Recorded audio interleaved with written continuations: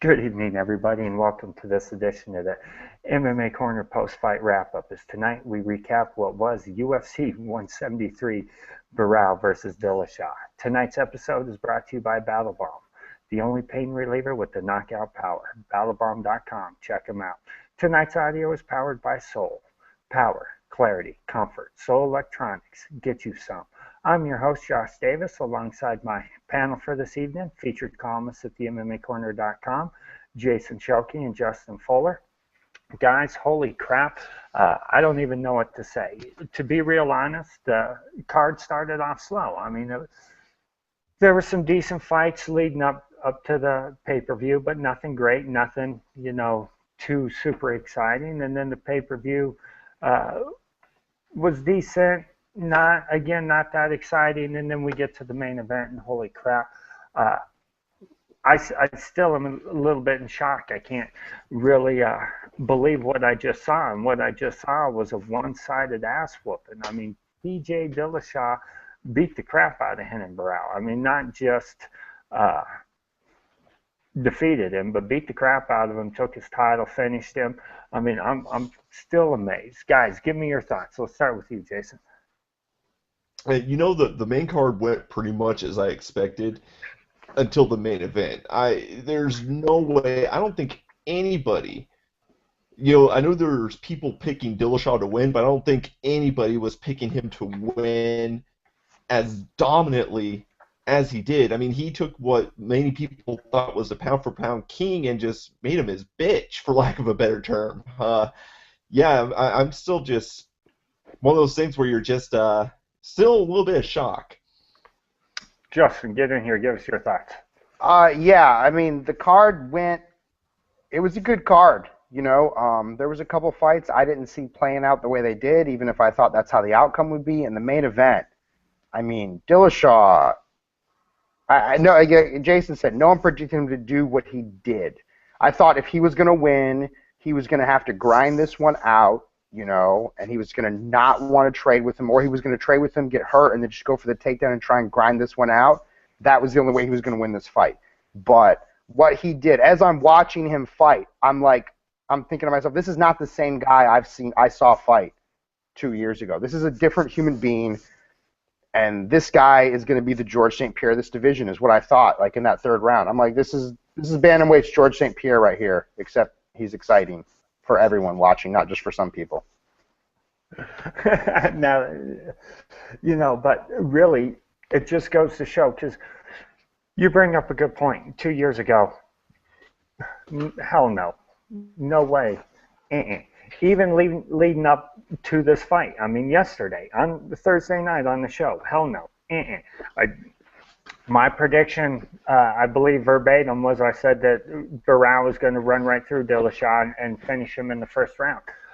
Obviously, I was wrong. Dillashaw proved tonight that he truly is on a completely different level. And, he rocked it. And I think a lot of that, again, the training at Team Alpha Male is insane. But I think a lot of that comes from Dwayne. And it's going to be interesting to see how that team continues to do things once he leaves. But again, kudos to those guys. Kudos to TJ Dillashaw. And we'll get more into that when we actually discuss the main event. But holy crap. Now, not to be glossed over, let's get straight into the main card. Not to be glossed over. Whether you like him or you don't like him, the heart and toughness that Jamie Varner showed tonight was freaking insane. Watching the fight, you could see once his foot got stuck on that logo is what it really looked like. His foot got stuck on the logo. He ended up breaking his ankle. But the guy continued to fight 4 minutes. Couldn't even step on it. Every time he tried to step forward, he fell down. I mean, it was a great show of heart. And again, whether you're a fan of Jamie Varner or not is irrelevant. What he showed tonight, and again, he did it for all of us fans, was insane. A great show of heart. Take my hat off to him, definitely. However, with that being said, was not his night. James Krause did pretty much what I thought he was going to be able to do. Use his length, use his reach to dictate how the fight went. Obviously, that was aided by Varner only being on one leg. But again, I think this was Krause's fight either way. Justin, give us your thoughts. Jason, follow it up. Yeah, Varner's that guy I've wanted to do well in the UFC. Like I know he's never going to be a number one contender. He's never going to be the fighter he was when he was just, smashing guys in the WEC, before he lost the title. But I've really wanted to see him at least find a stride and at least get some recognition as the fighter that guys like us know he's capable of being. And that's why that one broke my heart. But Krause, man, he's that up-and-comer. Like, I think we're going to see some big things from him. This set him up for a big fight. Even though Varner wasn't really ranked on anyone's radar, he's still a guy we all know to be a legit veteran of the sport, and he's been in there with the best guys in the sport. So this definitely sets Krause up for a ranked opponent, and I'm really excited to see where he goes from here in his career. I think we're only going to see good things from him. Well, maybe Jason can give us some insider information. Well, I mean, besides Jamie hurting his ankle, it went pretty much as I thought. I thought Krause was going to get this victory. I know that he's been working really hard. He's been changing up his camps. He's been training with ATT. He actually went down to Florida to train with the Blackzilians for a bit. He went over to Thailand to train his Muay Thai, and he knows that this is the way he looks at this is his run. If it's either going to be make or break, essentially. The last time I talked to him, it's like, either I'm meant to do this, I want to fight the best, find out if I'm meant to do this, or maybe I'm not meant to do this. And so I'm expecting it. If it's going to happen, big things are going to happen for Krause now, and I think that this victory sets him up to do those big things in the lightweight division. Look, regardless of how it came, a victory over Jamie Varner is a big win in my book. Now, while again I said on Thursday night that I thought James was going to win this fight, I thought Varner's best days are behind him, but the guy's still an elite level fighter. He's still certainly a gatekeeper of the division, and so getting a victory over him is certainly quality. And even though Varner did break his ankle in that fight, I still don't necessarily know that it was going any other way. So hats off to James Krause for the victory. Jamie Varner, let me say this personally, thank you. You are a beast. Going through that type of pain to continue to fight, I mean, I can't even imagine. So straight beast mode. Thank you. Appreciate it. All right, moving right along. Takaya Mitsugaki versus Francisco Rivera. Justin, start us off here.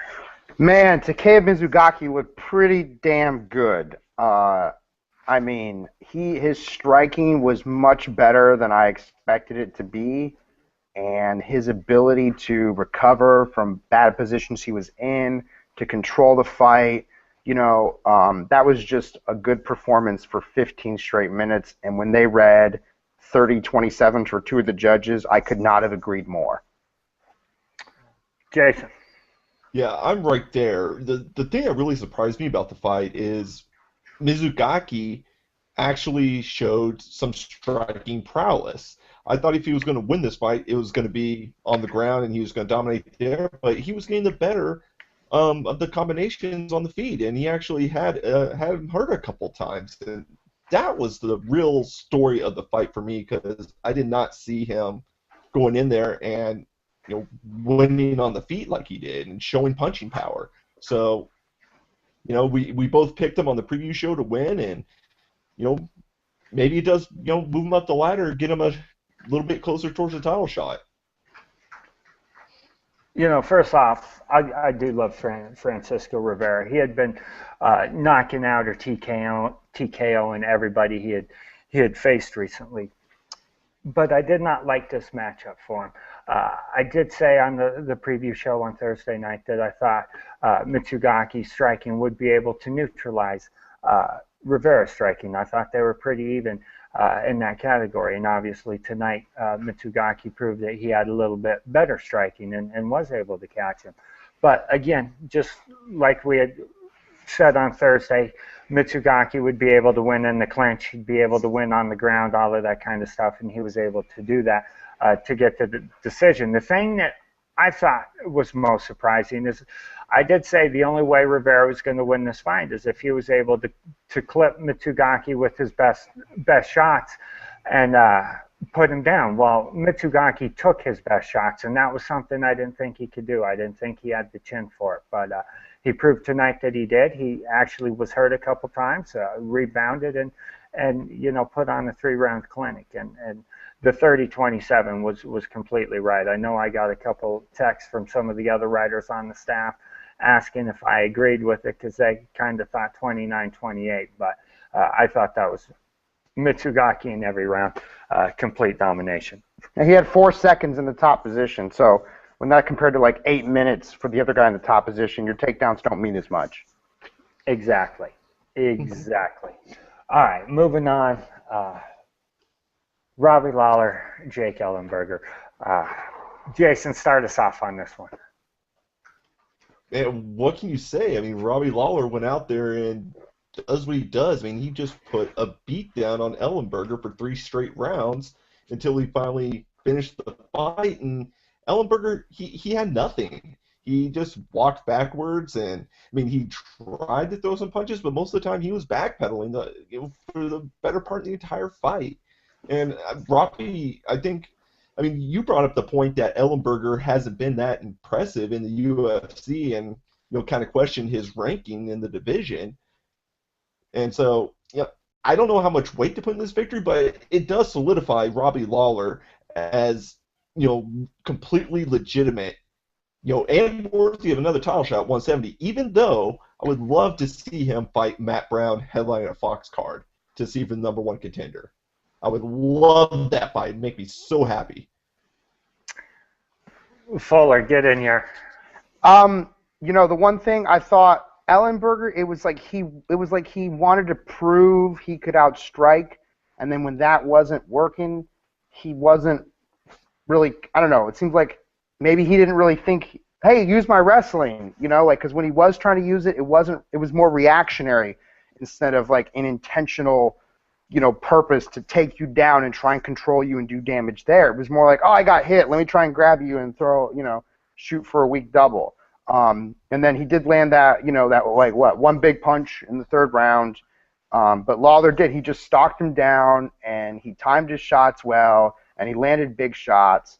But that style that Robbie did, that come forward style, well, we know another guy that does that, except that he throws a lot more punches when he does it, and he doesn't back away when he gets hit, and that's Matt Brown. So I don't know if this is a guy Matt Brown could fight to be the legitimate #1 contender. There's a couple other guys in the division. I think stylistically, this is a perfect fight for Matt Brown because you're going to fight a guy who's going to come forward and not throw as much as you're going to throw, and you're going to be able to take some damage from him and come back at him.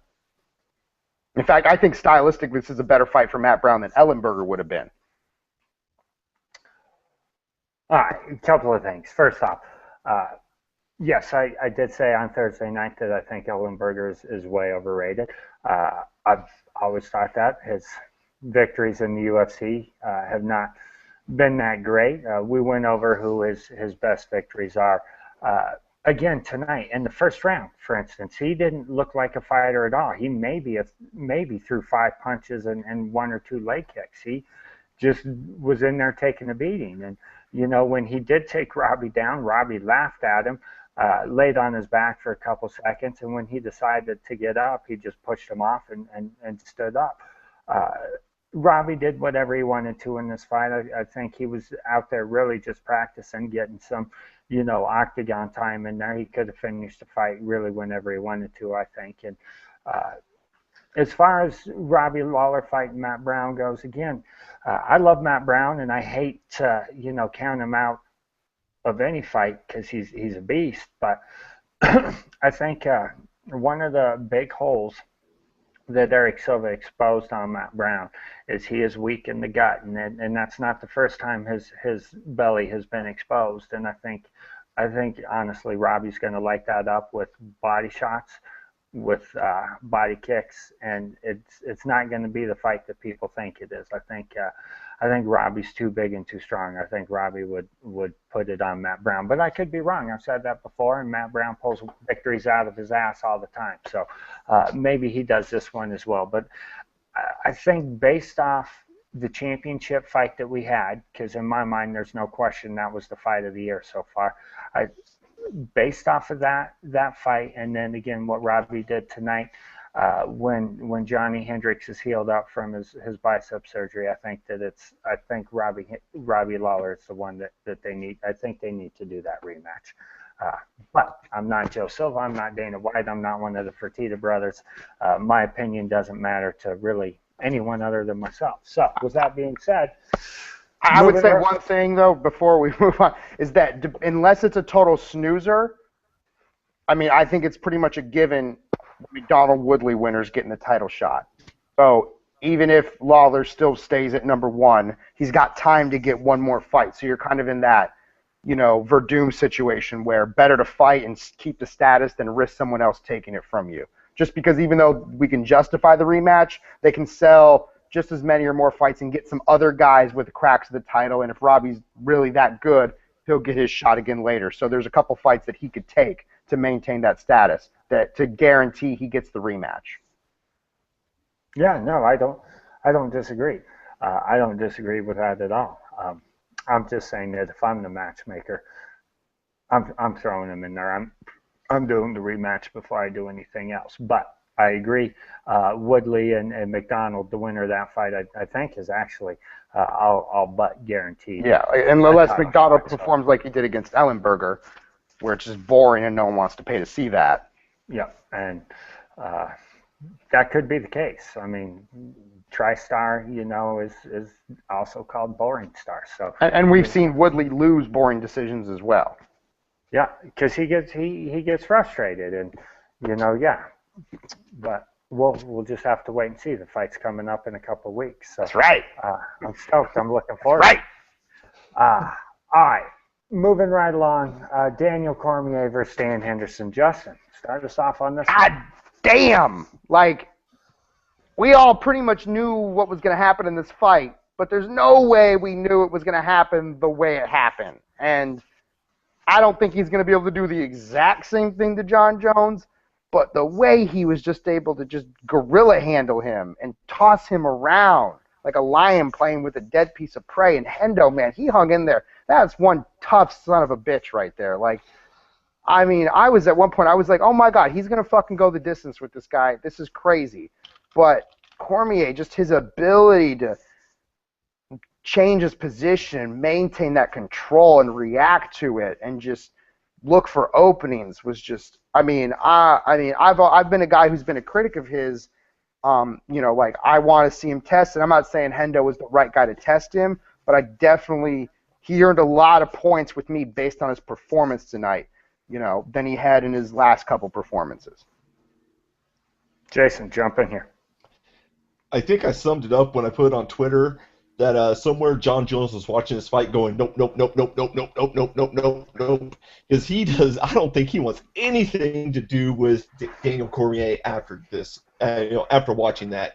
The way he was just manhandling, throwing him around the octagon. I think at one point he just straight up like body slammed him, Hulk Hogan style there. It was just, it was a one-sided ball. To be fair, we've seen Jones do that to Hamill and Bader also. Well, yes, to be fair, yeah, but who's the better wrestler? Who's the better fighter? Yeah, Jason, give us your thoughts on the fight. I thought that it was just a one-sided ass kicking, and like you said, they don't come any tougher than Dan Henderson. Big props to him. He's done a lot in the sport. He has nothing left to prove. Anything he does from here on out is just because he wants to. And Daniel Cormier definitely, I think he's in line for the winner of Gustafsson Jones too. All right. Again, a couple of things. First off, great win for Daniel Cormier. There's no question about that. But Uh, yes, he manhandled Dan Henderson, but let's put this into perspective. Dan probably weighed 195 pounds. Yes, he weighed 199 yesterday, but he was trying to put on weight so he could make the, again, minimum weight limit for the weight class. Cormier probably weighed 245, 250 pounds tonight. I mean, there was a complete size difference. And when you talk about manhandling someone, yeah, Cormier's a big, strong guy. He's certainly going to manhandle someone as small as Dan Henderson is. And honestly, again, on Thursday night, I said I thought Cormier was going to come out and steamroll Dan, and I thought Cormier would finish him in the first round. I think Cormier kind of took it easy on Dan. I think he had Dan in positions where if he really wanted to, he could have beat the crap out of him, but chose not to. As far as John Jones goes, though, here's the thing, guys. John Jones isn't a 195-pound man. John Jones is, again, a 245-pound man, just like Daniel Cormier is. And plus, with the size and reach that Jones has, he's proven that taking him down and just because you're a great wrestler doesn't mean you're going to get in on him and get those double legs and that kind of stuff. And yeah, Cormier could get him down in the clinch. I have no question about that. But I don't think Cormier is just going to steamroll John Jones. I think John Jones actually presents a lot of matchup problems for Cormier. But Cormier is better and better every time we see him. I do want to see this guy against the elite in the division, and if that's a title shot for him, then hey, great. I think it's time to truly see what he got. So I think as a fan, we are completely being hosed again by not having teammates fight each other. I think right now the fight that I want to see more than Cormier versus John Jones is Cormier versus Cain Velasquez. I mean, I know they get after it every day in training, but I want to see them get after it in the octagon. All right, moving right along. Again, we've been doing this show for like 25 minutes now, and I've been thinking about this fight the whole time, and I'm still freaking baffled. I cannot believe what I saw, and that was TJ Dillashaw, just one-sided ass whooping of Renan Barao. I'm eating crow on this one. The fight went exactly how I thought it would go. It was just the wrong person doing the whooping. I thought Renan Barao was going to come in here and completely do what TJ Dillashaw did, and that was beat the crap out of him. And so hats off to TJ Dillashaw. It's going to be interesting to see. Was tonight just a one-time deal, or is he the man? And it'll be interesting to see how the UFC handles this. Well, there's great fighters in the division. It's not, strong with depth. Do you think the UFC will do an immediate rematch, or was this such a beatdown that Barao's got to go get a victory or two before he gets another title shot? Or does, the fact that Barao hadn't lost a fight in 34 fights, almost 10 years, earn him an automatic title shot? Justin, give us your thoughts. Jason, follow it up. On the fight itself, I think, I saw this right away in the first round. I'm like, Dillashaw was motioning, threatening the takedown, and that puts any fighter, in a position where, okay, I can't unleash the full potential of my striking.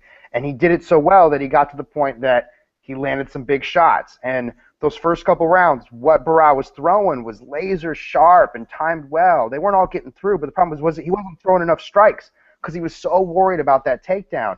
And then he gets rocked, and then he gets rocked again. And so now he's on the defense the whole time.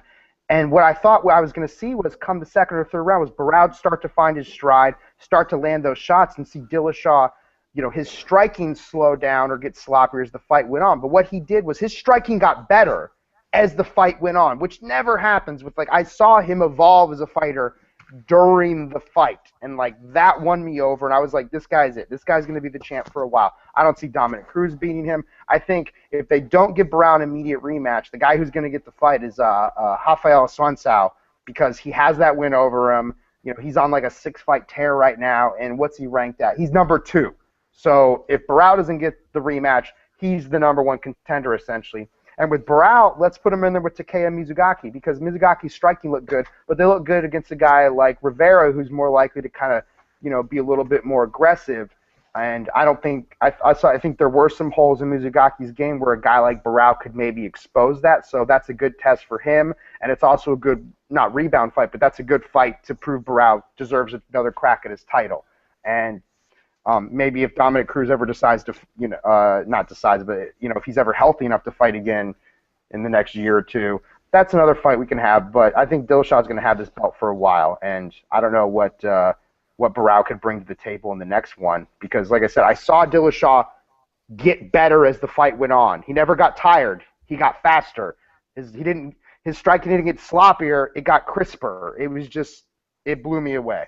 I've never seen that happen before, especially with a guy as good as Barao. Jason, get in here. Oh, man. I know we're still all riding high because we just saw this fight, and it was an incredible fight. But I'm not going to go as far as Justin and say that he's going to be champion for years and years and nobody can really challenge him. Need to take a couple days, let it all sink in, go back, rewatch it, and assess what it really was. But, I mean, Justin put it perfectly. It's like he evolved during the fight. I mean, Dillashaw just got better and better and better as he gained more confidence. And him Barao, he had no answers for anything. He was just getting cracked and beat down the entire fight until he finally scored the TKO, in the 5th round. And besides Dillashaw, the other big winner in this fight is Duane Ludwig, because how many people are going to be flocking to your neck of the woods now, Josh, to be training with that dude? I think tonight solidified TJ Dillashaw as the best bantamweight in the world and Duane Ludwig as the best trainer in MMA. Duane certainly, the hottest trainer in MMA right now, coming off getting his Coach of the Year award and then now with tonight's fight. But Jason, I have to agree with you. I certainly am not calling TJ Dillashaw the end-all, be-all. I'm going to go on record right now and say in a rematch, I do think Renan Barao gets the victory. I still think Renan Barao's a better overall fighter. I think tonight just wasn't his night. He didn't show up. He looked flat and slow from the very beginning. And one of the things I said on Thursday is that no one in the UFC has ever really pushed Renan Barao. Michael McDonald did a little bit, and then once Renan decided he was done with the fight, that was that. Well, tonight, obviously he was pushed, but he was just slow. He had and I'm not making excuses for him, and I don't want to take anything away from TJ because he earned it tonight. He's the man. But Renan had the tough weight cut. He didn't look right. I mean, the most bounce he had in his step all night long was when he was bouncing out to the octagon from, during his walkout music. But other than that, once it was time to fight, he was flat-footed. He was slow. He didn't look like himself. So I am excited to see a rematch because I do think that Renan can get this. I do think that Renan's the overall better fighter, and he will get the victory. All right. With that being said, Jason, final thoughts. The final thoughts. The main card went pretty much as expected up until the main event. It was a really kind of one-sided card until that final fight, but it was still one-sided, but not in a way any of us expected it to be. We both thought that Barao, he was going to just have his way with Dillashaw, and it was the other way around. Props to Dillashaw. I mean, he deserves this belt. He put on one of the most memorable performances in recent MMA history. 10-1. I mean, he came from Matt Serrad's to win the championship. So congratulations to him, Team Alpha Male, Duane, and all the other fighters on the card. And Jamie Varner has balls the size of King Kong for fighting with that injury. Just saw he had 2 broken bones in his foot. So takes a lot to fight on that. Justin, jump in here. Final thoughts. Yeah, I think my big takeaways are Mizugaki, he proved he has what it takes to be a contender. Let's see if he can keep it going, put it all together, and get a title shot. And Lawler, he's got it. You know, if he wants to stay at number one, he's got to stay active. So regardless of what happens with McDonough Woodley and what happens with whoever ends up fighting Johnny next, you know, there's only a few guys on that list that are worthy fighters for him, you know, that are ranked and coming off of streaks. You've got Matt Brown, Lombard, and even, you know, Dong Hyun Kim's there, and even possibly Tarek Safin. He wouldn't be a bad matchup just for him to stay active, to fight a profile guy. And, you know, I mean, you guys call me crazy all you want, but I was not, you know, I was a contractor of TJ Dillashaw before this night. I thought, man, they're really just digging for fights for this guy to keep him active. Well, you got to fight who you got to fight, but what I saw was a guy who's going to be the champ. I'm not saying he'll hold that belt for 5 years, but I don't see anyone beating him in his next 3 fights. Well, there you have it. I don't know what to say to that. It is what it is. But again, UFC 173, Barao versus Dillashaw. It was one hell of a card. Oh my God, exciting night of fights. If you guys missed it, I'm sorry, I don't know what to tell you other than go to the MMAcorner.com. Full video highlights are posted. Get in there, check it out. UFC post-fight press conference is also being streamed live right now. Also, check that out. We will be back next Thursday for our prediction show as we give you our breakdown and predictions of UFC Fight Night 41, Munoz versus Mousasi. This is going to be an exciting card with a great main event. It is live on Fight Pass. So again, we will be back next Thursday to break down that card for you. Again, the show was brought to you by Battle Bomb, the only pain reliever with the knockout power. BattleBomb.com. Check them out. Audio for tonight's episode was powered by Soul. Power, clarity, comfort. Soul Electronics. Get you some. For Jason Schielke, Justin Fuller, I'm Josh Davis. Keep living the MMA Corner lifestyle. Peace.